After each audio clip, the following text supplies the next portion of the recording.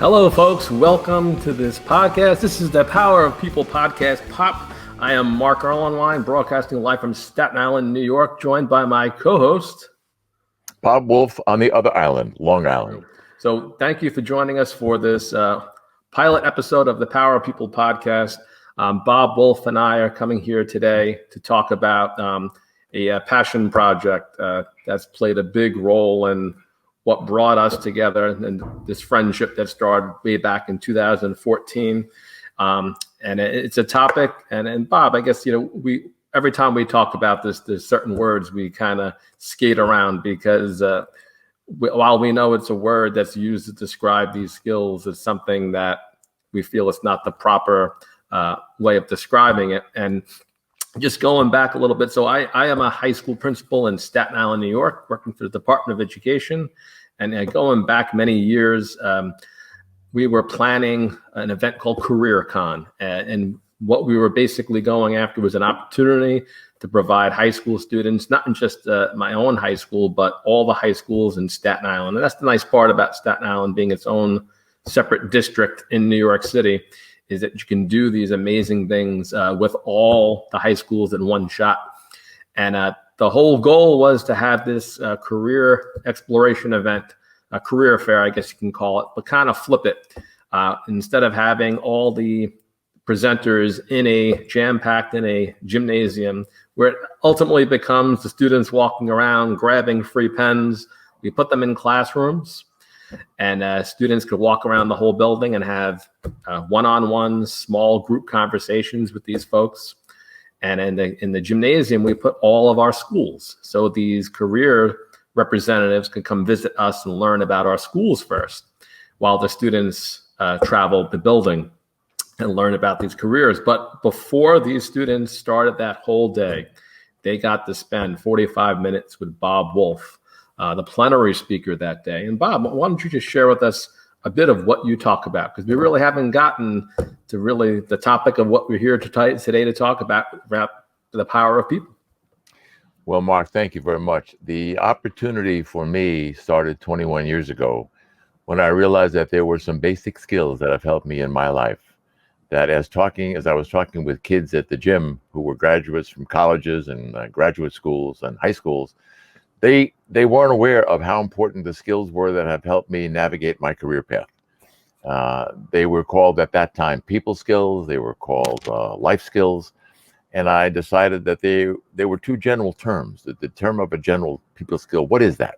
So I defined certain specific skills that built on each other that every student could learn and would use all through their life, that would open doors of opportunity for them and connect them with the most important resource that students have in their life, and that's other people. So I came up with this idea for HOPE, Help Other People Excel, the acronym, to focus on education, motivation, and training. And I began to work with these kids, and they were fascinated by the fact that I was telling them what I thought was common sense, and they were saying to themselves, well, we didn't know that was that important. We didn't learn that in school. So the skills that I came up with were basically building block skills, and there were 5 of them.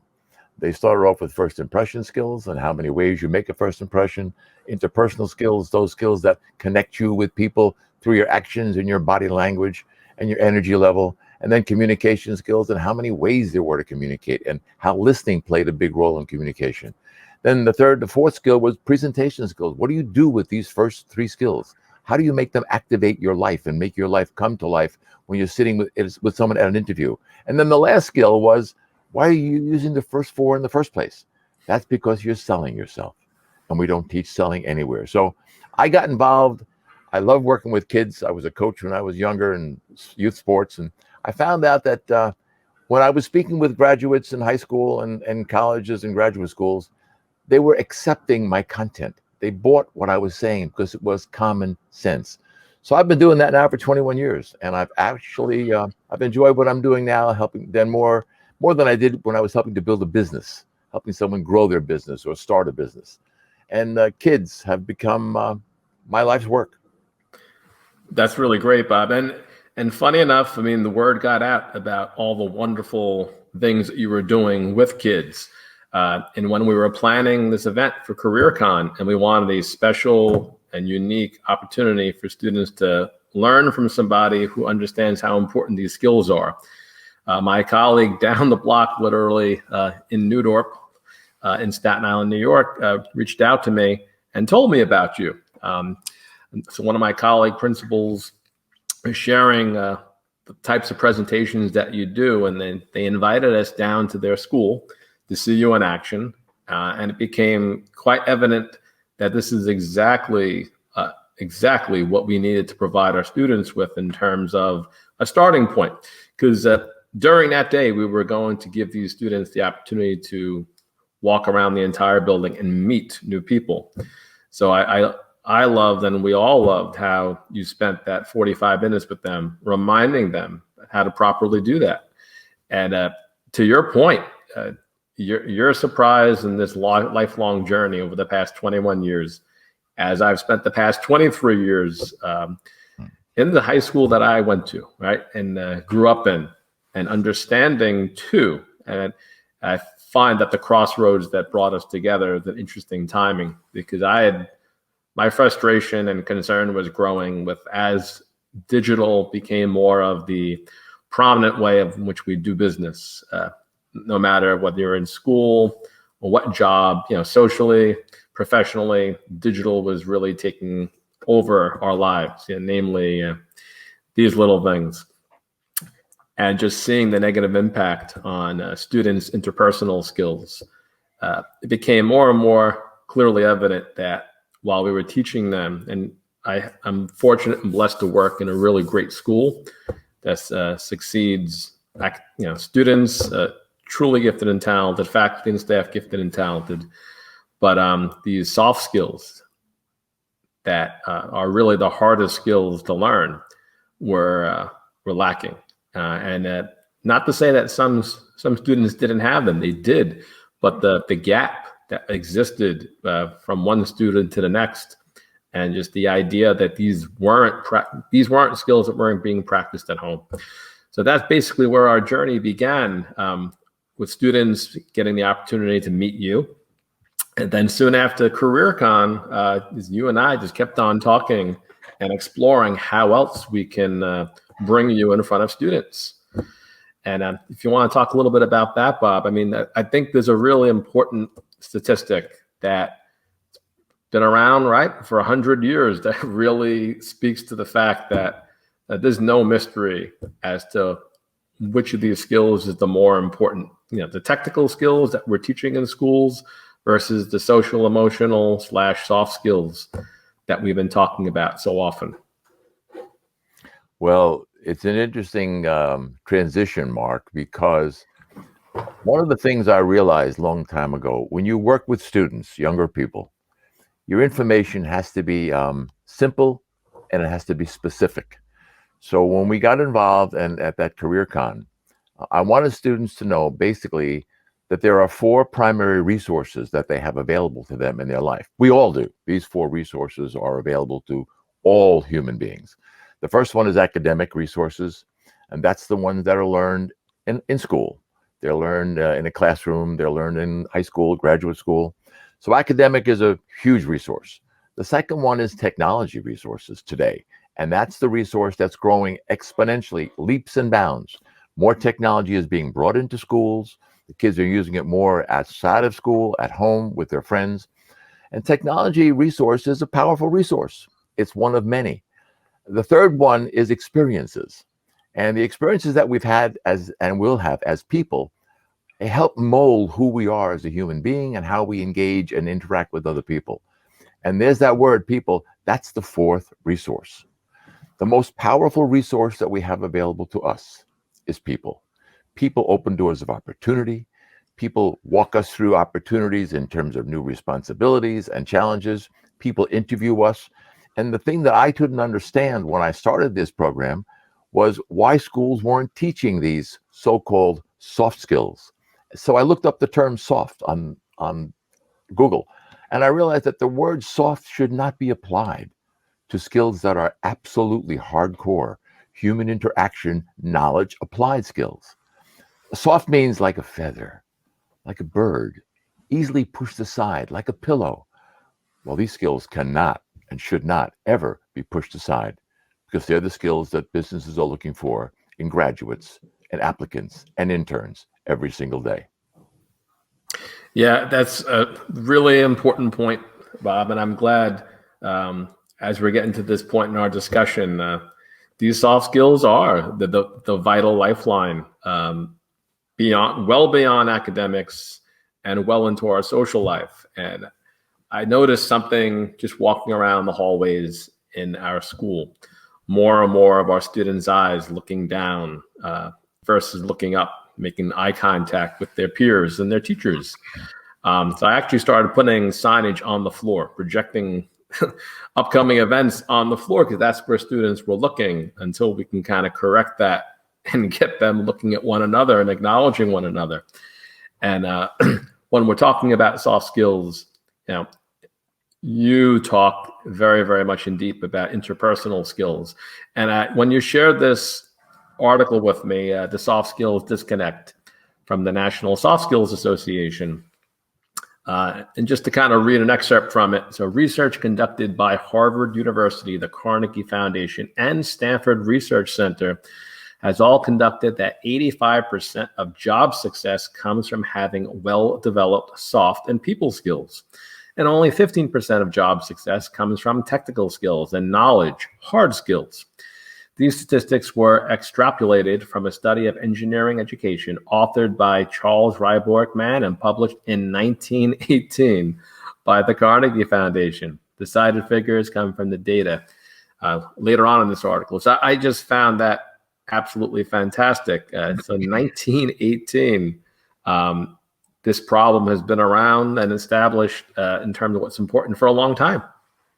Well, it's what I find frustrating. I'm a businessman. I've helped start companies, grow companies, build businesses, invented and patented a product. I have firsthand experience with understanding that the power of people comes from your ability to meet them, earn support from them, and work effectively with them. All kinds of people. And as I try to explain to students, they're not being taught some of these common sense skills in school for numerous reasons, and we don't have to get into them now. But I began asking educators when I did professional development presentations, can you teach common sense? And the answer I got always was absolutely not. You can't. And I thought, well, wait a minute. So I Googled it. Can you teach common sense? And someone said, well, common sense, you know it. You learned it. And I said, wait a minute. If you use that word learn, applied to anything, it means it was taught some way or another way. So the skills that are called soft skills are not soft.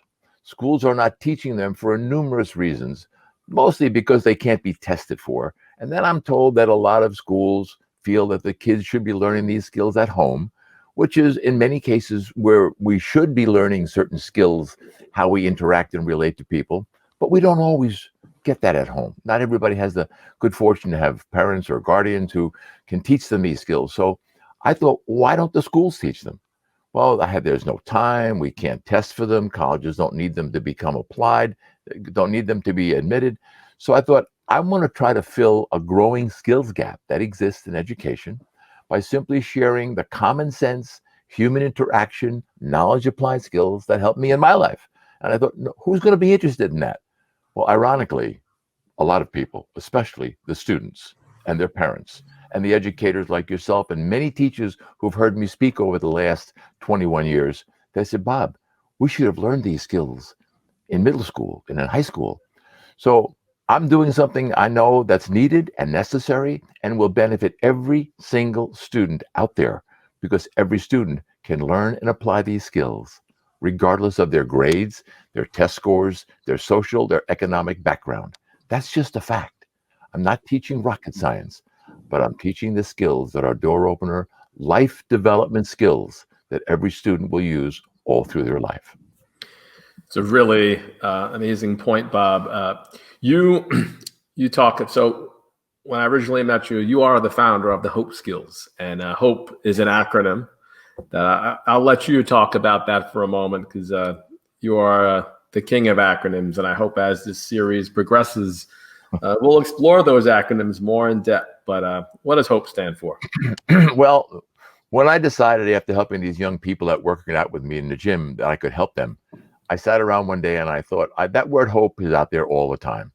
Everybody hopes to become better. They hope that it will be a nicer day tomorrow. They hope they'll make more money. So I decided that I would come up with an acronym for the word hope: help other people excel. And I thought, what if I could get a trademark on that for education, training, and motivation? So I contacted a trademark attorney that I knew, and I said to him, would you just do me a favor and research whether that word hope is possibly trademarkable for education, training, and motivation? Never expecting it to happen. He came back to me in about a month and he said, Bob, it's available. I said, what? I said, I can have the word trademarked for hope, meaning help other people excel, for training, education, and motivation. He said, absolutely. And that is the real genesis of why I began to work with kids. I thought, if I can take hope, which in the dictionary is a passive word, wanting, waiting, and wishing for something to happen.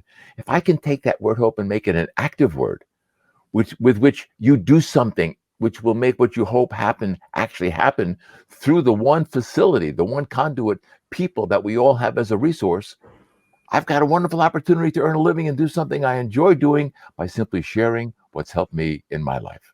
So that was the beginning of where Hope Help Other People Excel and all this whole program evolved. Yeah, that's really fascinating. And what's interesting is bringing us back to this article. While this was published in 1918, where there's this huge disconnect between the teaching of technical skills and soft skills, this article has another interesting tidbit of information. Now, that this is a statistic that goes back to 2010, but I think it's relevant in thinking in this day and age. When we talk about helping other people excel, that's what our school system is set up to do.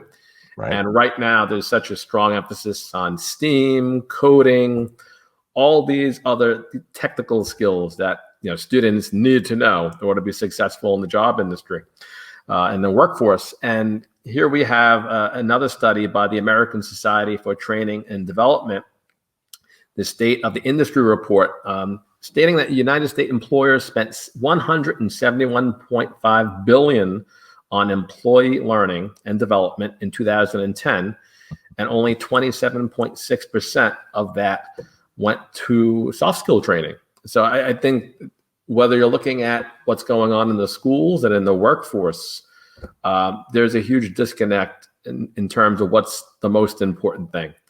And I think many of us, especially the two of us, continue to have this moment of clarity where what's wrong and what's not working in our children's lives academically, and then many years later when they're trying to enter the workforce, and those first initial opportunities are a little bit more difficult to get. And in our conversations over the years, you've made me think many times about all the jobs I had. And it's interesting, how many jobs does one have over the course of a lifetime is an interesting place where our conversation can go next. Well, what I did was I began telling students early on in the presentations that I made, starting off in high schools, that I've had 13 jobs in my career. And they would look at me. One student actually, I think it was in your school, raised his hand and said, Bob, you've had 13 jobs and you think you're successful? And I thought to myself, wow, these kids don't understand that, yes, I've had 13 jobs, but I learned something in every one. I grew from every one. I had new responsibilities in every job. So I did some research, and I realized that according to the Bureau of Labor Statistics, the average student today will have 12 to 15 jobs during their career. And then I realized something else. Students don't know what a career is. So I looked up the word. So in addition to developing a lot of different acronyms to make the content of my presentation easily memorable, I began to look up certain words and define them. There's 3 words I define in every presentation: skill, business, and career. And career, they need to know, is simply one's progress through life or in a particular vocation. And they don't know what vocation means, so I define that. I think what we expect when we talk to kids is that they understand the terminology that we use, and they understand why that terminology is relevant to their life, but they don't always understand it. So the acronym KISS used to mean keep it simple, stupid, if you remember, Mark, many Yes. years ago. And I don't like the term stupid applied, especially to young people. It's wrong. It's rude. It's disrespectful. So I keep the acronym KISS to mean keep information simple and specific. So by defining those terms, career and business and skill, students understand why they're learning the skills I'm teaching. What's the benefit? Why would you learn anything in school that when you didn't understand where you're going to apply it? And the fact is, you will apply the skills that I'm talking about every single day of your life. Yeah, so you actually inspired me to go down memory lane, so to say, and just map out, for those of you who are watching the video version of this program, those of you who are listening, I'll just kind of spell it out. So the Bureau of Labor Statistics states that we will have an average of 12 jobs from the ages of 18 to 48. So I am teetering on and getting closer to 47. So 48 is right around the corner for me. So I counted it all up, and I kind of charted it by what jobs I was doing back in all the different levels of schooling that I went through in my life, to see how aligned is this idea. And I came up with 15, Bob. So starting back in middle school, I was a paper boy back in 1986. Then I worked as a Pathmark cashier in 1987. In high school, I worked for Burger King in 1990. I was a camp counselor in 1991, a restaurant server in 1992. And then in college, I worked at Pretzel Time as a cook in 93, catering hall server in 94, a physical therapy office aide in 95. 96, I started my first business, Human Factors Corp co-owner, which is a consulting business. 1998, to 2005, a physical therapy adjunct instructor at the College of Staten Island. 96 to 2004, I was a private chemistry Russian tutor. I started teaching in 1997, communications adjunct professor in 2005. This is exhausting. Assistant principal 2005, and then a principal in 2013. So this is a long journey, but I think the thing that stood out to me the most in reflecting on this was what brought us to this podcast in the first case, the power of people. Little did I know that going all the way back to job number 3 in 1990, being a Burger King cook, that my boss back then, her name was Melanie, my boss, and she was fantastic. She always treated me very, very well. I worked there throughout, my final 2 years in high school. And then when I went off to college, she told me, open door. Whenever you're going to be home on the weekends visiting, you want to work, I'll put you on the shift. And she always did that. I had a great, and she wasn't that much older than me at the time, but she certainly was just masterful at running that particular franchise in Staten Island. And funny enough, her now husband, her then boyfriend, that's where she met her husband. They have one kid now. So this is going back, many years. This is, well over, 25 years. So here I am, the principal of my school, and we had this opportunity to create a healthy after school called Lifestyles Cafe. And the Lifestyles part of the title comes from this organization that we were partnering with that serves in the adult community. So this is a company that provides adult clientele with fulfillment jobs and special needs adults. And they had this incredible program there that has a restaurant on site where they cook the food, they serve it. So we came up with this idea where they could bring that operation to our building once or twice a week. And we took over the old teacher's cafeteria, which wasn't being used.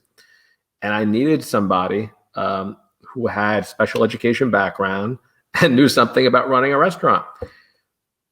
Just as a fluke, on social media, on Facebook, I get this message from Melanie, who I haven't spoken to since probably the early 90s, my boss from Burger King, she's looking to get into the field of education.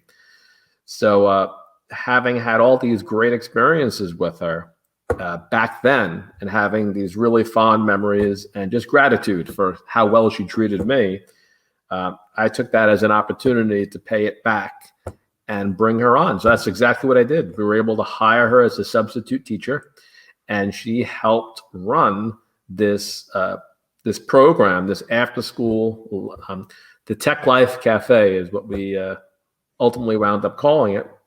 And she was integral in having that knowledge, that talent, that understanding, that know-how of making this happen in our building. And that's when it really started to occur to me is, wow, I mean, here's somebody who's been out of my life since 1992. And here I am as a principal. And about 2016 is when we crossed paths again. And, flash forward to the present now, that arrangement lasted for about a year. And the goal was to give her some experience so she can get a full-time job in the Department of Ed, which she did. She wound up landing a special education job in Chinatown in Manhattan. And then ultimately, a year later, she was able to transfer to a middle school on Staten Island. So it just boggles my mind, but it never surprises me when these lifelong connections come back, and the connections that we make with people. And I think you talk about this pretty often. Three things can happen with people, right? They can help, they can hinder, they can hurt. And in this particular case, the mutual help that one another gave each other over this long period of time ultimately paid off. And I can look back on all these different jobs and different people who have come back into my life many, many years later. And it just makes you wonder and reflect on how you treated them back then, how that pays off in dividends all these years later. Right, Bob? Well, those stories of your jobs remind me of a statement that I created years ago. Again, when I work with students, I want to be able to connect with them as a human being. And the statement that I use is, you can't know enough good people in this world, and you never know who they are and when you're going to meet them. And the experiences that you've had in those jobs that you've had through your younger years and through high school and college is, I've had the same type of situations in my life. And I was speaking at a class in an auditorium, multiple classes actually. And I began to talk to kids about the skills that I was discussing. And they said, wait a minute, Bob, tell us about some of the jobs you've had and how you got them and what you did. And I began to tell them stories. And in every one of the jobs that I had, I used the names. Jim Devlin was the man that hired me to work for Thomas J. Lipton when I got out of college to sell Lipton soup and tea bags. And Johnny Breyer was my trainer at that time. This was in, many, many years ago, because they know that I'm an older guy and they see this gray hair and they go, what can he know that can help me? Well, that as I went through the jobs and I talked about names, one student raised his hand and said, Bob, how do you remember all of those names of people in those different jobs? And I looked at him and I said, you never forget the names of people who have helped you in your life. And this is the message that they don't really understand unless they figure out how to develop these 5 skills and make them work for them as young as possible. Because what's good about the skills that I've put together, those 5, first impression, interpersonal, communication, presentation, and selling, is you can begin practicing them as a skill. You learn a skill by training yourself to practice it. They can begin practicing them the day they learn about the skill. They don't have to wait for 7 more years to take the application of what they learned in math or science or technology in high school and apply it somewhere. They can apply these skills immediately. So the number of jobs you have teaches you how to deal with all kinds of different people. And the kids love the stories that I tell them about my life. I was amazed to hear how many jobs that you had. And the fact that that woman came back to you so many, many years later, it validates the fact that the impact we make on the lives of others is significant, no matter how much or how little time we spend with them. And not with a screen and a keyboard, but face to face, energy to energy, voice to voice, body language to body language. So the good news is, Mark, from my perspective, and I know from yours, the kids take this content to heart and they understand the value of it. And they're frustrated that they're not being taught in school. But they're trying to now bring up SEL, social emotional learning programs. But I also learned when I started that kids today, going back even 21 years ago, are anxious, stressed, depressed, and more than ever, because they're spending so little time with other human beings. They're immersed in the technology world of reading something on a screen about themselves that they don't even know the person who wrote it. So the power of people is the most important resource. And we need to let kids know this at a very young age. Yeah, and I credit you, Bob, and thank you all the time for being such an inspiration for, change in our building, in our own school building. You helped create, the impetus for, this is something that we have to develop into a course that students can have early on in their high school career. So we ultimately wound up creating this course called Intro. So kind of calling out the elephant in the room that was a great contributor to this problem, technology, right? Many a time in the 9th grade in our school, there's an intro to technology class that students take. So now students take an intro to talknology, giving students an opportunity to learn these soft skills that you're talking about and practice them on a regular basis. And so I think that's, as we begin this journey together, this next journey, right? This chapter of our journey, one of the things that we need to break down is, what are all these skills and how are the different ways that we can practice them? Because it's one thing to say, okay, well, we do this in the classrooms all the time. Well, as a chemistry teacher, I taught chemistry. I invoked the social, emotional, and the theatrical part of getting to know one another by creating these moments, whether they be planned or incidental or spontaneous, is a way of modeling and practicing for sure. But for intentionally teaching these skills, I felt that we needed to do something as soon as we get these students in our building. So that introduction to talknology class became the venue and the place once a week that our 9th graders were going to learn another aspect, whether it be at the time. Now at this time, we're not doing a whole lot of handshaking, but that was one of the skills that we taught, how to shake a hand, how to make eye contact with the person you're shaking hand with, how to start a conversation. What are conversation starters? What are icebreakers? So I really credit you with being the person that really got it to click for us and start thinking about, well, how else can we do this on a more regular basis? While bringing you into our buildings and just creating that spark and that, you, to your credit, you made such an impact with our kids. They invited you back, didn't they? Well, I think for a special occasion. In my life with the jobs I've had, feedback that we get from people that we meet, as you met through your numerous part-time jobs when you were in school, and as I met in my jobs that I've had in my life, the feedback is the most important thing. And when I started to do this 21 years ago, I realized that I needed to know whether I was making any sense to these kids. Was what I was saying logical? Did they buy it? Did they accept this older guy standing in front of them? So what I began to do is I began to ask for written feedback from every student after every presentation I gave. And I said, don't put your name on that feedback. I want you to be honest with me. Is the information I'm giving you useful? Is it a waste of your time? Is it beneficial? Do you think it makes sense? And I've got thousands of handwritten comment forms, thousands. I've got emails, I've got texts. And overwhelmingly, these kids are saying, wow, I didn't know that was that important. Or, wow, I didn't know that. Even from a graduate class, college students in graduate school said, I didn't know selling was that important. I've had students say to me, Bob, excuse me, and I like this feedback, all of it. They've said to me, Bob, we know those skills. We know they're important. We know them. I said, wait a minute, but do you do them? Knowing something is one thing. Right. Applying it is another.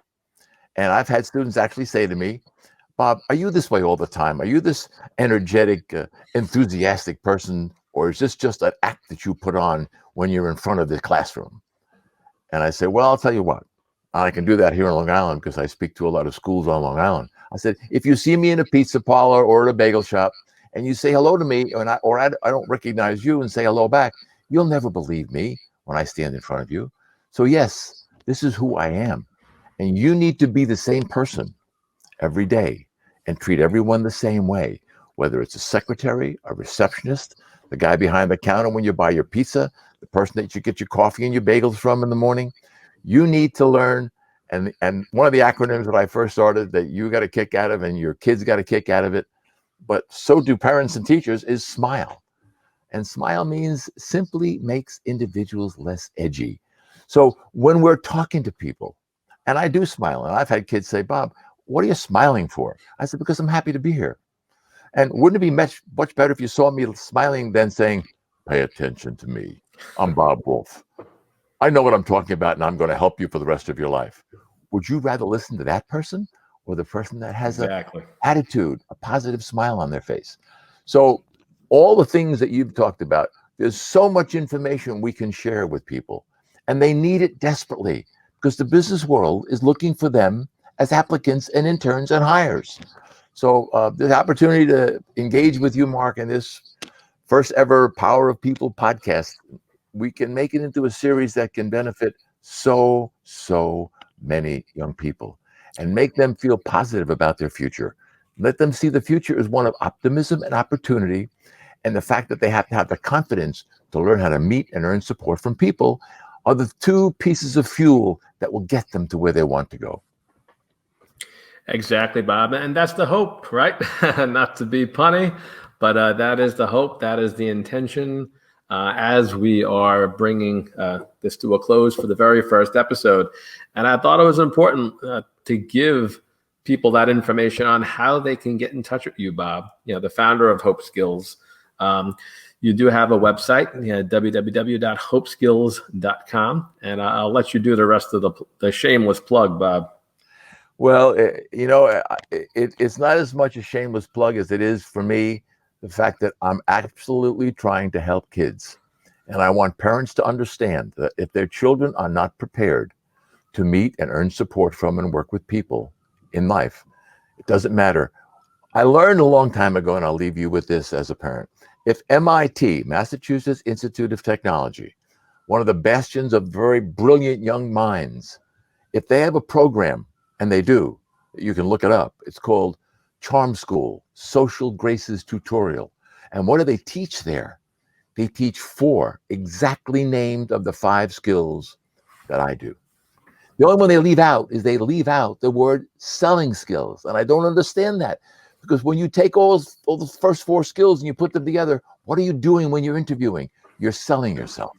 You're selling yourself for a new responsibility, a new job, a new opportunity. So I'm proud to say that I'm trying to help people think about their future in a more positive way, because there's a lot of concerned kids out there today that don't see optimism and opportunity in their life. And they can get it when other people help them get it by the way they're treating them. Couldn't have said it any better than that, Bob. So I want to, as we come to a close, I want to thank our audience who are actually listening and watching this for doing so. And we hope to have more episodes focusing on the Power of People podcast, and more from myself and Bob Wolf coming soon. Thank you for tuning in, folks. Thank you very much for your time. We appreciate it. And thank you, Mark. Thank you, Bob. Always a pleasure. Great way to start today. Wonderful.